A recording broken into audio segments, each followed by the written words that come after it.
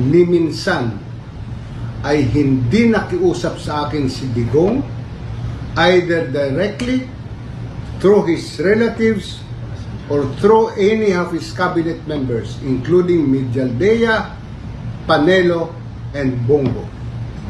Walang ipinakiusap sa akin si Digong na sabihin sa akin, Sam, pwede bang tulungan mo si Alan Gatos dito sa kaso niya? Never.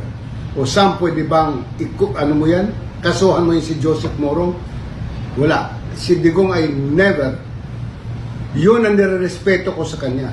Na nirespeto din niya yung aming trabaho. The only thing that Digong told me when he appointed as ombudsman, even sa Supreme Court, just do your job. Sir, si Vice, nagparamdam niya? Vice Sara? No, never also. In fact, I only met the Vice President once in our out-of-town hearings when I was with the Sandigan Bayan, when she treated us, I think, for lunch, dahil hindi pwede noon si Digong. So siya ang sumalo sa siya nagpakain sa amin ng lunch. That's the first and the last time I met the Vice President. Kahit magbanggaan kami, siguro hindi ako makikilala ni ni Vice. So, this statement, Justice, are you hoping na settled na to yung mga agam-agam ng mga congressman?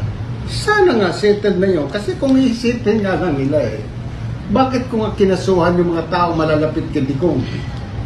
Si Duque, si Leong, si Lau. Bakit ko dinismiss ang kaso ng mga taong galit si Digong? Katulad ni Dilim. Diba? Siguro naman parang that is against human nature yung ginagawa ko na hindi na yun, di ba? Kung ang ginagawa ko ay sang-ayon ko anong sinasabi ni Digong.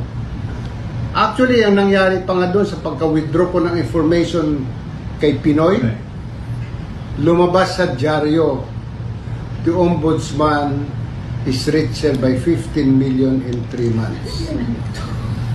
Totoo yun. Alam ko hindi ang nagsulat noon yung nakapangalan doon. Alam ko ang nagsulat noon sa desk kung saan magdyaryo yun. May nag-operate sa akin doon. Inoperate ako noon, nasiraan ako kasi that was the day when I give some reporters